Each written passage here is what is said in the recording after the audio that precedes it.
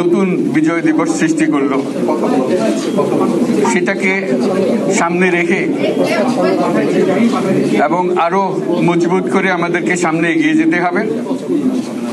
যারা এটা সম্ভব করেছে, যে তরুণ সমাজ,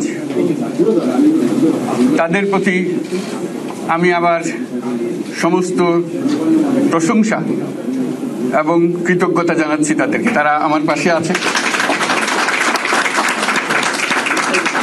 এরা এই দেশকে রক্ষা করেছে, এই দেশকে নতুনভাবে পুনর্জন্ম দিয়েছে এবং এই পুনর্জন্মে যে বাংলাদেশ পেলাম, সে বাংলাদেশ যেন অত্যন্ত দ্রুত গতিতে এগিয়ে চলতে পারে, সেটাই হলো আমাদের শপথ।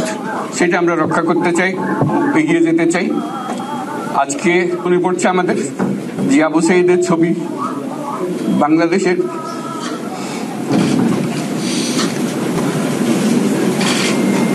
প্রতিটি মানুষের মনে গেঁথে আছে, এটা কেউ ভুলতে পারবে না। কি অবিশ্বাস্য একটা সাহসী যুবক,